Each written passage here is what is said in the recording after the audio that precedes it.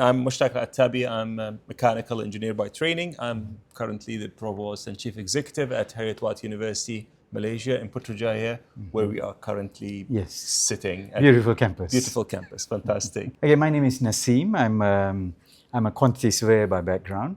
I was in industry for 20 years. For the past 15 years, I've been lecturing at Massey University in Auckland, in New Zealand. New Zealand, yeah. I'd like to welcome you to Heriot-Watt University. Thank you for joining us. Thanks for the invite. It's a pleasure. Prof, we met in a very interesting setting, didn't we? Yes, yes. That was during the Pacific Association of Quantity Surveyors International Conference. Right. Where you were a keynote speaker, and I was a keynote speaker, together with Dr. Soraya from Kazana. Right. And yes, do you remember what happened? Well, I honestly, I was invited to speak to these quantity surveyors. I wasn't sure why they chose me to speak. I'm not a quantity surveyor. Yes, yeah. So I chose to speak about something that's very close to my heart, which is purpose and purpose-driven education. Okay. And then I spoke and you spoke, and I think we connected, and the rest is history. And probably you could tell us a little bit about that, whatever you remember, and I'll plug in the space. What I do remember is that was the first time I met you in person, but I knew about you way before that, because you were very active on social media, and I thought, oh, finally I get to meet this Professor Mushtaq Al-Atabi, who had been so active in the social media, which I thought was quite unusual, but really impactful, because provosts of universities or vice chancellors don't normally engage with the masses. You have a fancy office, but you don't necessarily engage with the mere mortals like us, right? So I was really pleased to have met you. Now, what happened is when you presented, I was touched. In fact, more than touched. I had tears in my eyes. Wow. Just like the audience. Wow.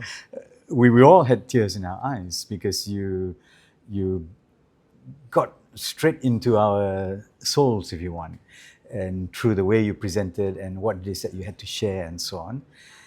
And what was amazing was, I know I call it a coincidence, but you don't believe in coincidences. You say, no, Naseem, it's all meant to be, not a coincidence. When I spoke, I was also talking about the 12 Qs of the quantity surveyor. Right. And I had a lot of emphasis on EQs and all that rather than IQs. So it connected very well. So I thought it was amazing. Yeah, I actually spoke about purpose-driven education, the work that we were doing at Heriot-Watt, and also the importance of gratitude and how to do gratitude in an impactful way. I also showed how our students were expressing gratitude to their parents, and I think that was the part where very emotional to many of the people who were in the conference. But I think at the end of the day, education is all about building these human connections and enhancing the human capabilities.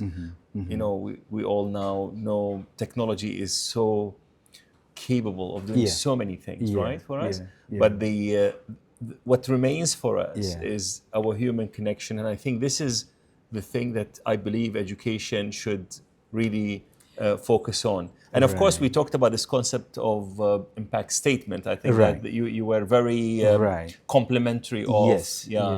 Well, I found it strange in a way, because I'm not used to this impact statement thing. But when the MC came up, I can't remember whether he or she said, my name is Jane. My name is Jane. And she made this statement. I thought, okay, I think everyone was sort of observing that. And then later another chap comes up and he makes a statement. Hi, my name is this. And he makes this funny statement. And I was like, what's going on here? Until you explained, I didn't know what was going on. Right. Yeah, so this is something that we started probably around 9 years ago here. And we noticed as the students come to inquire about their university choices, often they've done very well in their high school, but then we ask them, what do you want to do now? And then many of them say, I'm really not sure. I mean, students often are motivated by their parents to say, go work hard, get some good marks at the high school, and then right after that, when you reach the university, magically somehow you'll find about the thing that you need to do. And as you and I know, many of us reach the university age, and people really still not sure what to do next. So we came up with this idea of spending some time at the beginning of the university journey of the students to actually articulate their impact statement, which has 3 parts to it. The first part is the I am statement, and that is the superpower. The second part is the purpose statement, and the third part my purpose is, and the third part is the action statement. What will they be doing to mobilize that purpose into a positive impact on the world? And of course, we did this with all of our staff first, and then we opened it to all of our students. And many employers also found it to be very empowering, because then students will first tap into the things that make a big difference for them, and they can stay motivated, and they can even introduce themselves in an interview kind of with that statement. So it actually helps at multiple levels. Can I just share one thing? I know because you're comfortable with this, you know about the impact statement and so on, the I am. But it's only when I read your book later on, I realized you have come up with this fancy way of impact, right? Yeah, you talk about impact statement, but I am is the first 2 words of the word impact. That's right. And then P for purpose. That's right. And then ACT is for action. That's right. And I thought, wow, ingenious. Well, these are the tricks we use so that people still remember. And of course, this work has been going on for quite some time, and we changed it and improved on it multiple times, as you could imagine. Now, let me tell you about something that happened, which I still remember. On that day, we really get connected, you and I. We exchange numbers. And then you said something. You said, I have a car. It's a Mercedes. Well, my brother's car. Well, I didn't know back then, but then, and you said it's not very new, but it's in a very good condition. And I was like thinking, oh, this guy wants to sell me a car. That's very interesting. Then you said, can I be your driver? I drive you around for a day. I was like, okay, this. I was applying for a job. Yes. To be your driver for a day. That actually confused me for a while, but I really want you to say this again, because it was quite an interesting thing and a very original request. I have nobody have ever applied to be my driver for free. Sure. Well, I wasn't expecting to be paid or whatever. Well, it's like this. I mean, I'm an Apple fan. If Steve Jobs were around, and assuming I'm in the IT industry, I would happily work for him carrying his bag around for a day. Imagine what knowledge I could gain from someone like that.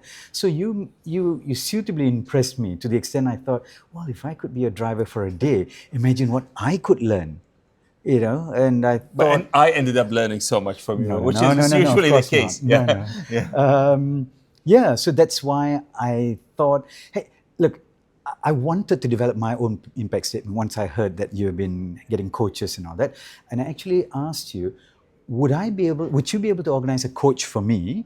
I'll pay for the coach for me to develop my own impact statement. That's right. But instead you said you could be my coach. Actually, it wasn't exactly like that. I think, if I remember it well, the next day you texted me. And you said, I am at this place doing some printing. The printing of the printing business shop. Card. And I said, printing what? You said, because you see, I put my impact statement at the back side of my card. My card, right? And you liked it a lot. And you said, you're reprinting your card because you came up with your impact statement. And I was like, please don't, because there's a process to it, and that's when I offered you. I remember to do it. Because you thought you were doing it on your own. You Yes. don't need any Yes. coaching. I think that Yeah, was that's right. Yeah. I was actually at the print shop yes in when I Montclair. stopped you. Yes, Yeah. you stopped me. I think it was a Friday or Saturday. Yeah. And you stopped me. You said, look, can you pause it? Because I was going to go back to New Zealand. Yes. Right? Yes. And then I said, I could.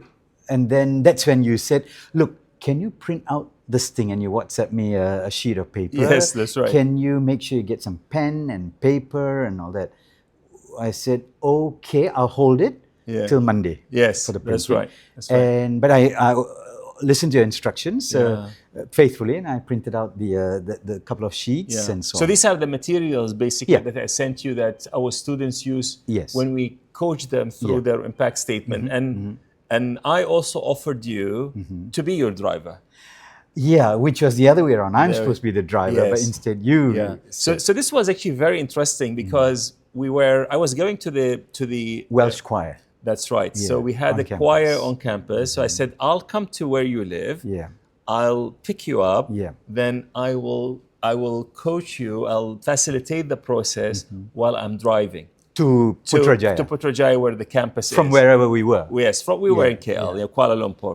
So I think that was quite an interesting thing because that was the first time I facilitated, and last time as well, Okay. I facilitated an impact statement session while While driving. driving, Yeah, right, yeah. But okay. you were a very good good student. Yes. Okay. Yeah, indeed. Yeah. Then something else Maybe you can happened. say something about that. How was your Yeah, experience okay. in the car? And Okay, all of just that? before that, Yeah.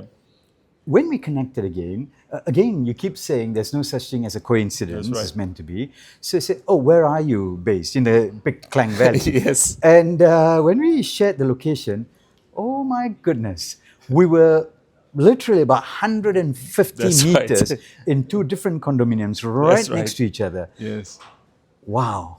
Literally, I could just go down and walk and, Yes, and and so meet, that was yeah. the first, Yeah. not coincidence, meant to be that we were Yes, one close by. meant to be event. Yes. Right. So in the car, you drove, and I listened to what it is that you were asking me to do, asking me about those words, circle, which one resonates with me, and That's so on, right, and life, that's right. history, from when I was born through to That's today, and so on.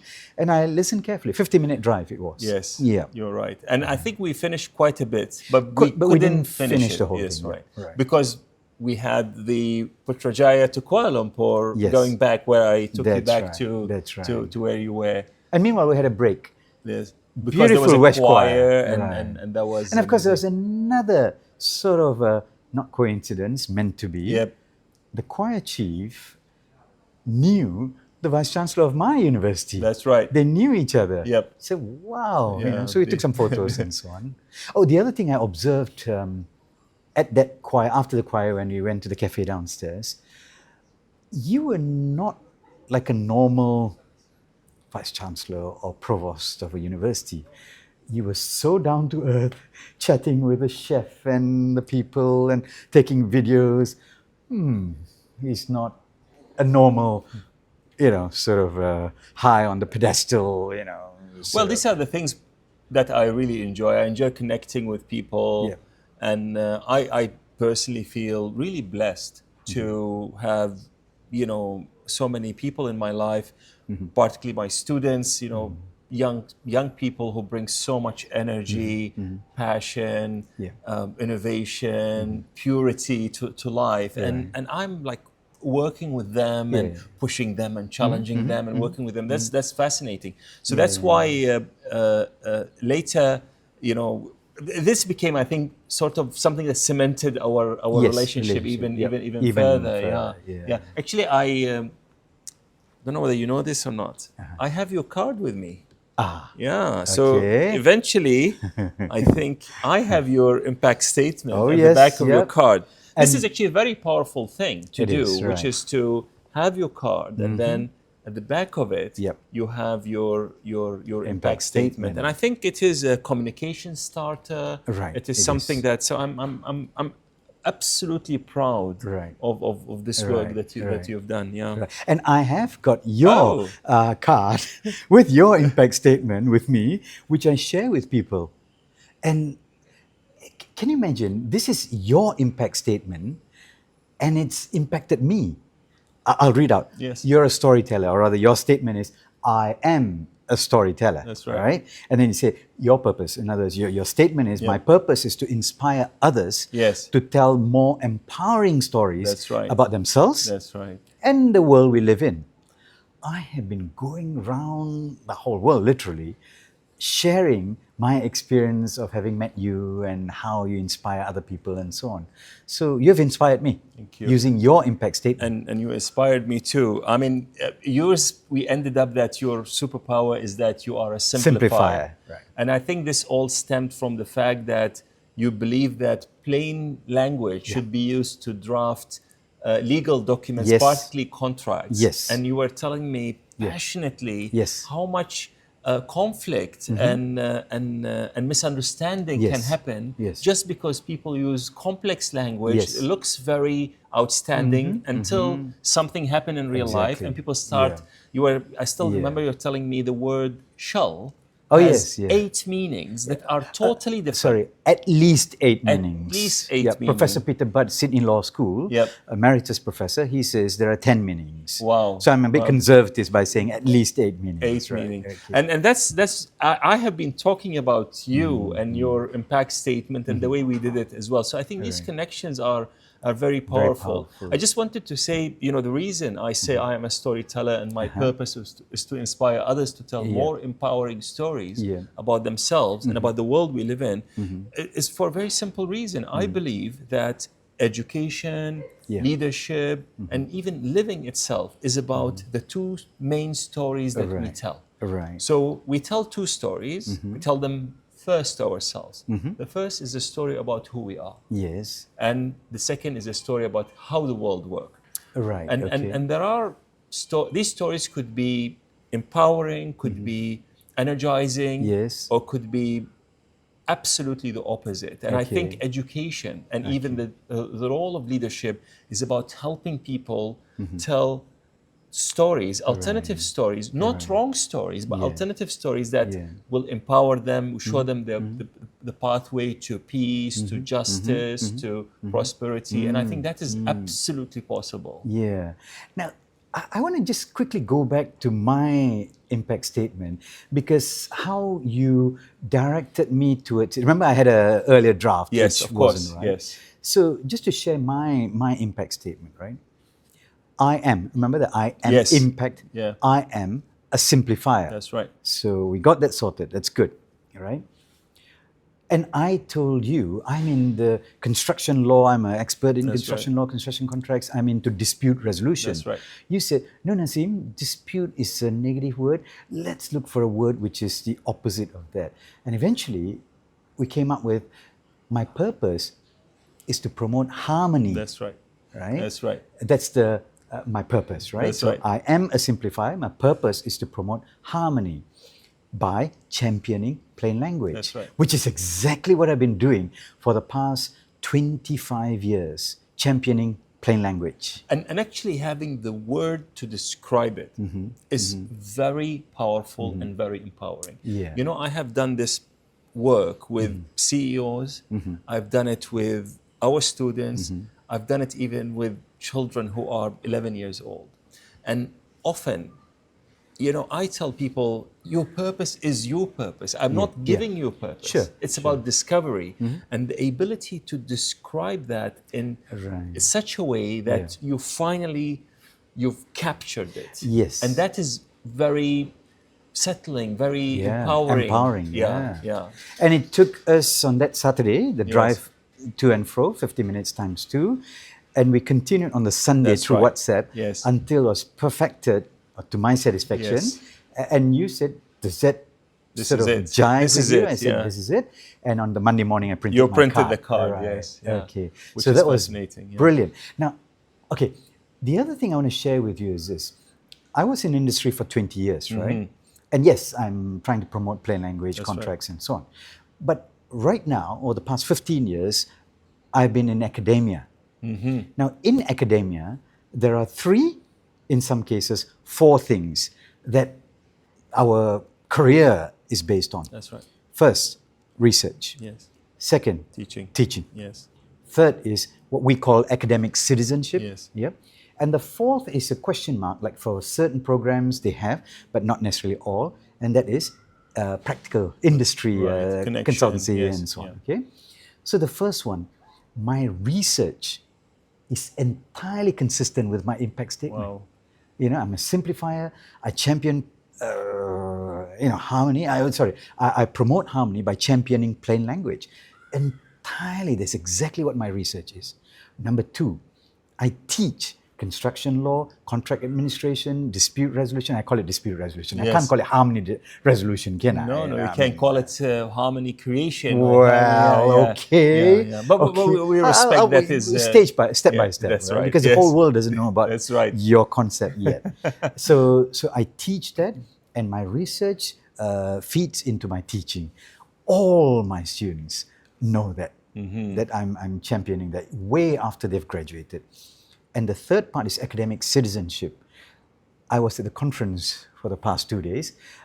We had 12 Society of Construction Law all at the same meeting, more than 200 people from around the world, ranging from Uzbekistan all the way down to Australia, in my case, coming from New Zealand. At that conference, I made it very, very clear because I was incorporating AI as well. First, there's a lot of fear. Oh, they're lawyers. Most of them are lawyers. They were even judges, right? Even the federal court judge was there. So they're fearful of AI. Will it take over our jobs?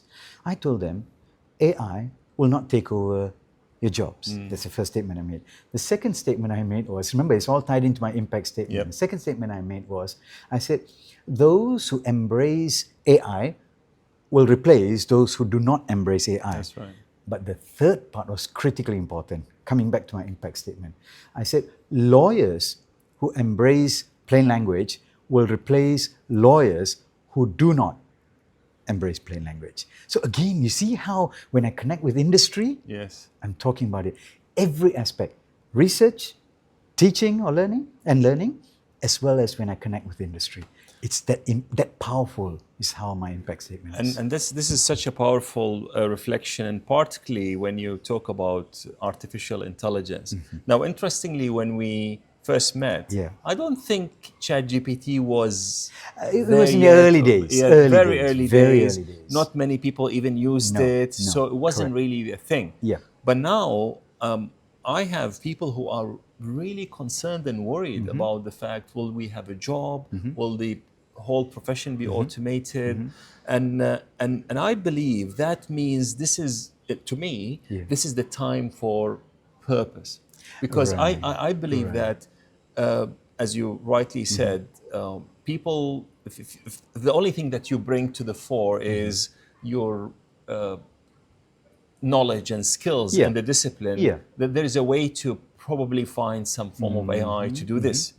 But if what you bring is your capability to connect, Yeah. your ability to build trust, which is so important, Yeah. because now in the world of AI, the key element is how do we build trust? Yeah. And I think education needs to move into that space of building trust first, Yes. getting our young people to trust themselves, Yes. trust their Yes. capabilities, and build trust with others so that they could collaborate, that they could work together. Right. And I think without that, the likelihood that we are going to fail the whole generation is very high. Yeah. And I still remember, again, going back to that keynote address where you had a slide where you said, look, well, I've paraphrased it since then, quoting you. I said, look, forget about IQ, because the machine is going to be, I think you mentioned something like 1 billion times faster or cleverer than the cleverest human being, Einstein or whatever. So the future is not in, oh, I can do coding very well. I can do, as a quantity surveyor, measurement using, quantities or whatever very well. That's no longer, it The is all defining this, factor, it's important, but it's not sufficient. Sure. Yeah. And that's when, again, I really found it such a refreshing approach. In the early days of AI, you were already talking about these things. Yeah, actually, I was talking about this well before all of AI and so on. And sometimes I tell people, Victor Hugo said, what is stronger than all the armies in the world is an idea that its time has arrived. Right. And I actually believe purpose is an idea that its time has arrived. Okay. And we need to find ways to help our young people, ourselves, our communities to be more purpose driven. Okay. This is no longer a luxury. It is a necessity Okay. for people to, to stay alive, actually. Right, Yeah, right. I really believe in that. Okay. Can I ask you one thing? Sure. Okay. Right. I know that previously you were the dean of the engineering faculty in Taylor's University and so on, and you've been driving this, right? Yes. And then obviously now in Harath Ward University in Putrajaya in Malaysia, you're driving in. Look at that. It says purpose-driven impact and all that. It's everywhere. That's okay. Right. And I know as well for a fact that all your students and staff have got their own impact statement. That's right. Okay. Their purpose statement and so on.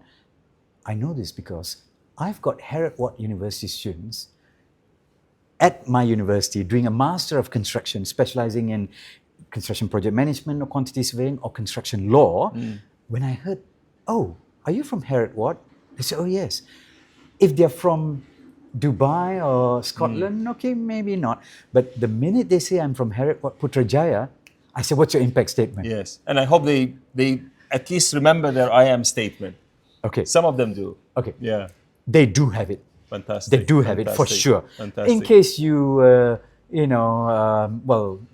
not entirely truthful in making sure all students validate it, right? Thank you. Thank you. Occasionally, some of them, they need to say, just give me a second, and they need to refresh. Right. Okay? Right. Others can just utter it. And of course, to me, as long as they have been through the process, this is almost like planting a golden seed. Okay. And it will always be there. Okay. So sometimes when we do this work with our students as they start their journey, some of my colleagues, they would say, but the students would forget it, eventually. Yeah.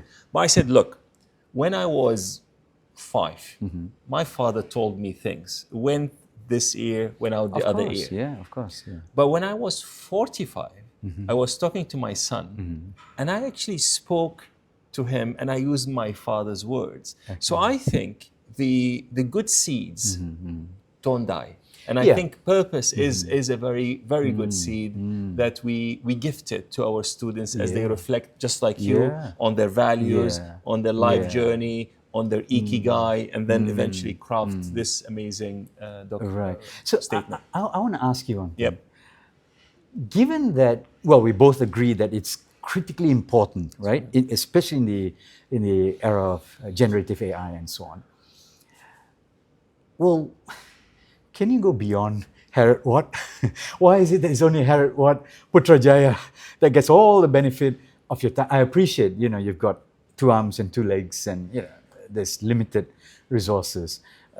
Should you not share it? Well, why don't you come over to New Zealand, or maybe share it, some ideas to.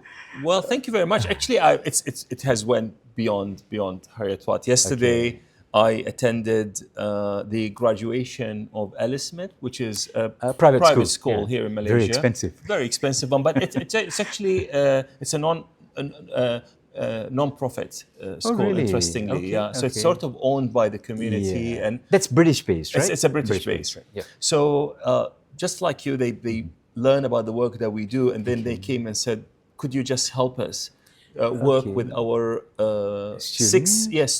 year 6 primary students as they transition from primary to secondary?" Okay. So we train their teachers, and then teachers train more than 100 students. Okay. And they all have impact statements, and then every one of them on the graduation day, they had a poster to say who are they and what is their purpose and impact, and then what sustainable development goals they're supporting, and what things they're going to do. Okay. And when I talked to them, they were so confident, and they told me that this work has helped them see which angle or which pathway they'll be doing later in life. So one of them is thinking of marine biology and things like that. Okay. And you could imagine how proud I was as these young people come to the stage and for everyone, the picture is flashed and also with an impact statement. So I'm more than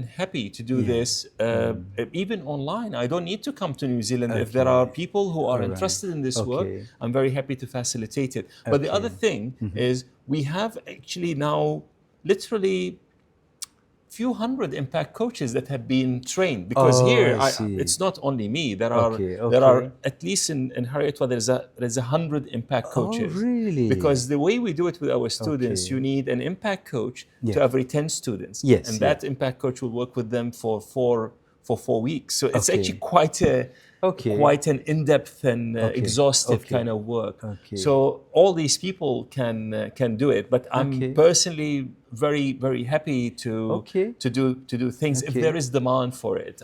I think sometimes people need to know about it. And maybe people who are listening to us, they could send us a message and let us know. And I'm sure you also, Prof, I've been sharing, and you yourself could become an impact coach and help others have the same. Sure. Well, just an observation. So you have gone down to as low as a primary, primary year 6 students, right? Yeah. Okay. And this is not really to promote my book, but the Driven by Purpose book is meant for people to do this as self-learning. So they could just do it by, it's a workbook, and then just follow the instructions, and they could do it themselves as well. Well, I read your book, and it shows systematically how you do. And I notice my impact statement is in your book. So you know how much you have inspired me, because I really mean it. Your impact statement is one of the most powerful ones, because you see, we managed to really shorten it and use very simple English. So it was true to the purpose that you know, it was promoting harmony using plain language, so anyone could remember it. And it's very short, very sweet, and it was real. So it's not something that you needed to change again. So of course it's one of my best examples that I share. Of course, I have one more example that I usually share, which was an impact statement of one of my actuarial science students. So we run probably one of the world's best actuarial science programs. Of course, Harrietwa. And we attract very, very clever, very intelligent students. They all have straight A's. They join the actuarial science program, and I ask all our students, why are you doing engineering or actuarial science or whatever when they come. So the actuarial science students will always say, well, I like mathematics. Yes. And my mother said I can make a lot of money becoming an actuary, which is actually true. True. That's the reason. That's what I thought. Typical. So after they completed, that student, after he completed his 4 weeks of impact statement, I'm going to read you his impact statement, because it's really very transformational even to me. It reads like this. I am a math lover. My purpose is to use my mastery for math to reduce complexity for others when they need it the most. I am an actuary. Until now, every time I read it, I have goosebumps. Wow. Because it is, you know, this young aspiring actuary or actuarial science students was able to really go to the heart of what actuarial science is all about, and was able to explain it maybe even better than some professional and experienced actuaries. And I think that is the power of it. Now when you are able to express and explain what you do in such a plain and simple language, which is very difficult, because simple is not easy. It also helps you connect with the core of why you have done this. So it's not just money and I get to play with numbers. It's really to help people deal with complexity. And I think that is very powerful. Wow. Okay. Now there was one more. I think. Look, again, this goes to when I was a little younger, when I used to play a lot of squash. There was Nicole David, the all-time most successful squash player in the world, female squash player in the world. She is, yes, most successful in the history of the game. In the history of the game, And not female, male or female. She's the most successful player in the history of squash. Yes, right. Greatest And of course, she all was times. really working so hard to get it into the Olympics. Yes. But okay, she is sort of retired now, so she probably wouldn't go back to the Olympics. No. But she's still driven, and her impact statement was in your book as well. That's right. Okay, So interestingly, Nicole is an amazing human being. She is really fascinating. Yeah. She is a true champion and yet very humble. Right. Okay. She's interestingly now the pro-chancellor for Heriot-Watt University as well. Oh, really? Yes, she is. Oh my goodness. Yes. Okay. Yeah. And wow. I actually facilitated her impact statement, and Okay. her I am statement is I'm a champion for humanity. right. So she's Okay. really an inspiration, Of course. for our community, for all of us. Yeah. And it's not just for women. Of course Men not. are inspired. Yes, I'm inspired. I used to see her play squash, absolutely. And actually she inspired unity in Malaysia because when she goes and plays, this is one of the moments where you see all creeds and everyone in Malaysia comes and cheer Cheering her for up her, because you know she's raising the flag. And it's not just Malaysia. What happened also subsequently is Yes. the whole world community of right. squash players That's right. was backing her to get it right. into the Olympics. Olympics, yes, So you're right. amazing. So, Amazing stories. I know she's one of the coaches as well. Yes, so actually after she did her impact statement, and we did that work with her team at Nicole David organization. So she started an organization to teach young children of slightly disadvantaged background two things: Right. English and squash.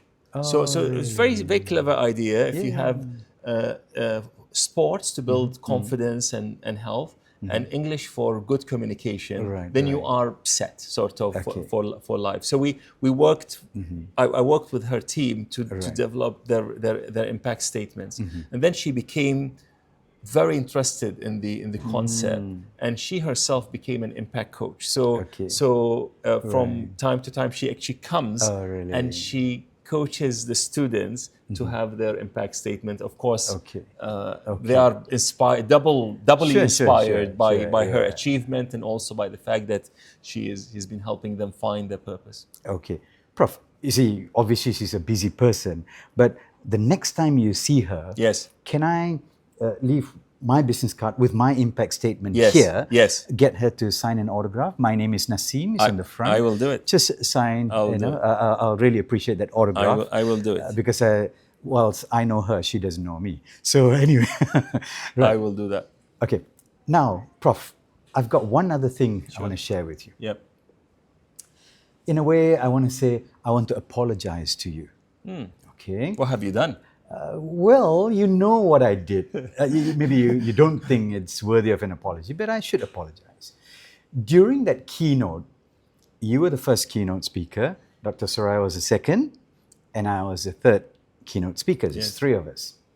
In front of the audience, after you spoke, right, Dr. Soraya came, and then when I spoke, I said something. I said, you know, Professor Mushtaq, yes, I know we're on this lovely Heriot-Watt campus, you know, but Heriot-Watt is ranked, I don't know, is it 200 something or 300 something or whatever, right?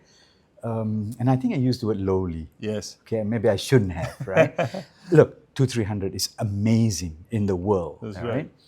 And I said that, but the reason why I said that, because I wanted to connect to the audience, you know, make a dramatic statement, you know.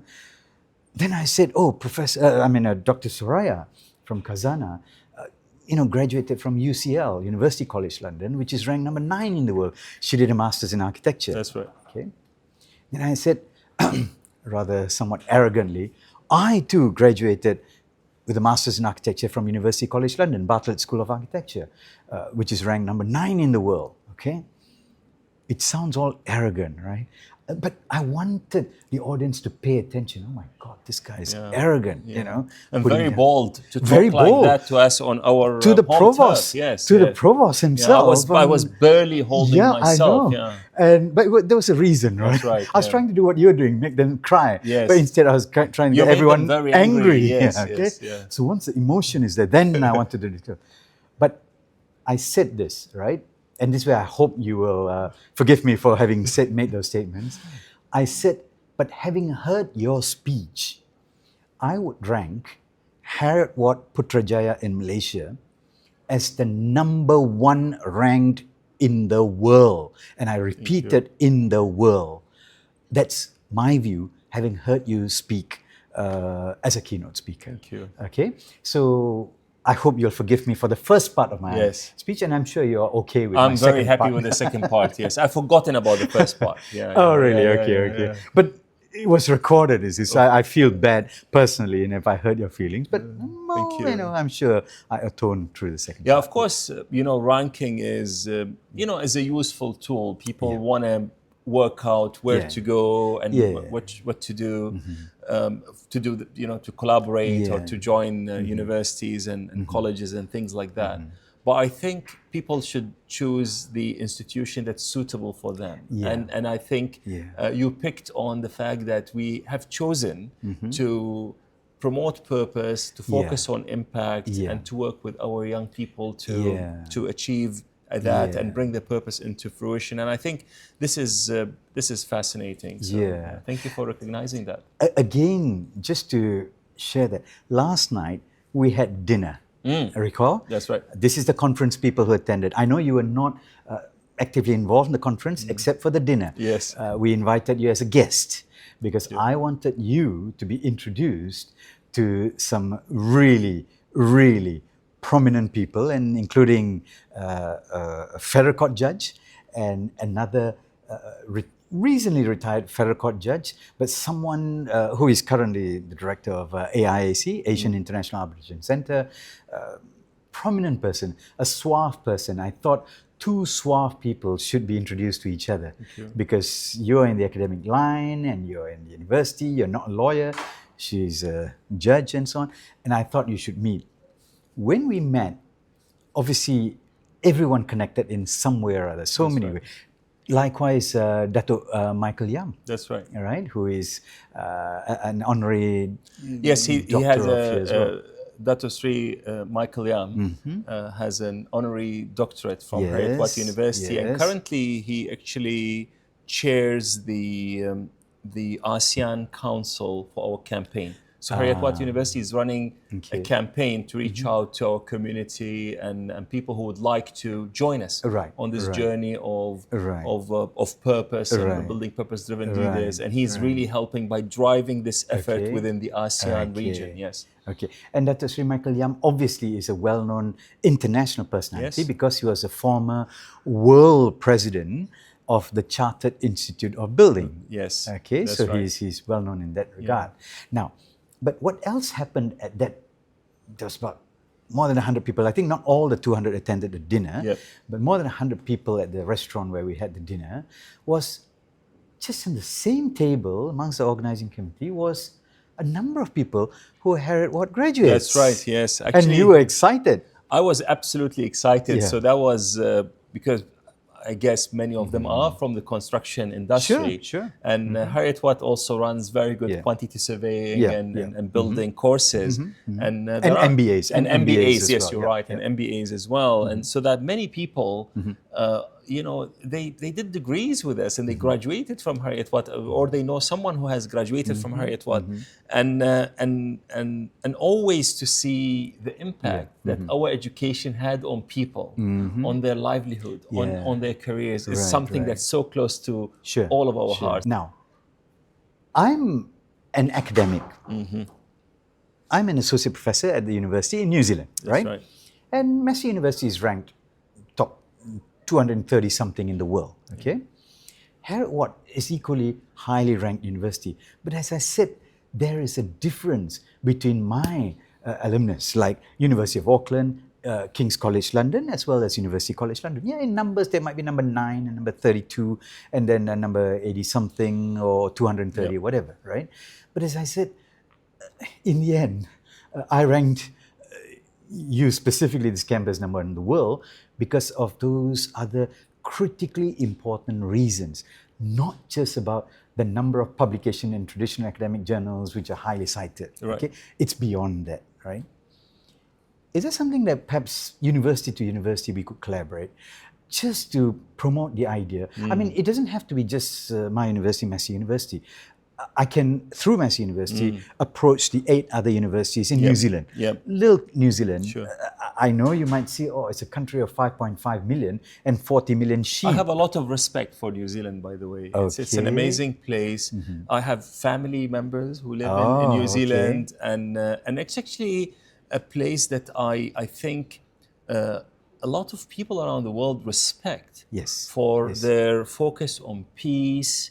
I think their approach to sustainability, respect for human rights. So actually, I have that affinity with the country, but I know many people love New Zealand. So it's not about the size. I think the impact could be done by anyone. Okay, good. So maybe at some point we can discuss how you can make some sort of an inroad to serve the wider community, say within New Zealand, maybe through Massey University. And as I said, there are 8 universities there. And in some way or other, we'll discuss this at some point in the future. Well, I think at the end of the day, it's all about value. So if universities, communities, or even individuals see there's value in what we are offering, then I have no doubt that a form of collaboration is possible. And now things are very easy. We could easily connect online and digitally. So there are multiple ways. I think the key element that I see, there is a deficit in trust in the world. So I look at the geopolitical challenges. I look at the environmental degradation. I look at inequality, and I see that deficit of trust at the heart of each of them. And even if you look at environmental degradation, one of the reasons why we are unable to reach an agreement to reduce our CO2 emission is countries think I may reduce my emission, you may not abide by the agreement that we had. So that notion of building trust as part of education is so important. And I think we as educators, as leaders, as parents, as human beings, we need to come together to build that trust and to build that sense of purpose. And I think this is our ultimate challenge. So I think between us, and we have these books behind us, I think we've worked out the knowledge bit. Maybe there's more knowledge to be found, but I think we have plenty of it. Now the part that we haven't really cracked is wisdom. And you think about it. Actually, is there any of the things that you and I talked about people don't know? People actually know trust is important. People know that purpose is important. Communication is important. Now, why, like 2 millennia after the whole thing started in the Middle East or wherever, we are still talking about the same challenges. I know. And I think this is an opportunity for us as humanity, and collaboration is at the heart of it. And to me, collaboration depends on 2 things. We need a shared sense of purpose. Back to purpose. Absolutely. Purpose is at the center. So look, purpose is my life. I keep looking at the outside there. It says purpose. Purpose and impact. That's right. So it's a shared purpose and also mutual trust. If we have both of these, I think we can work together, and we have no choice but to work together. I think even with AI, if human beings, companies, corporates, and states don't work together, then the likelihood that we are going to weaponize AI and get it to do things that are maybe not necessarily aligned with the best interest of humanity is very high. So I think it's essential for us to come together and do something together. Sure.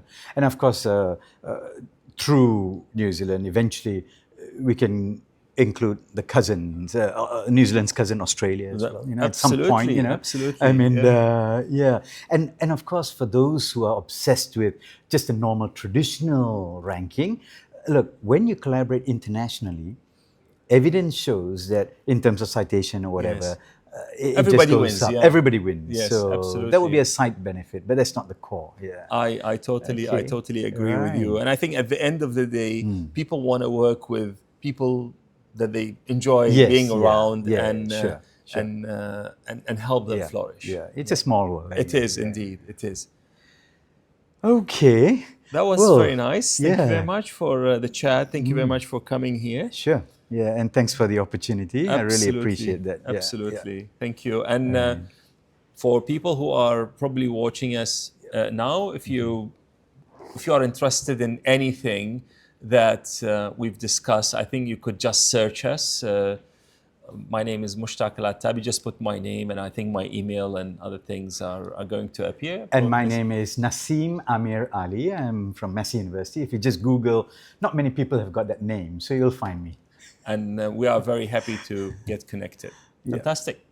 Thank you. Okay. Thanks all right. a lot. Thank you so much. Right.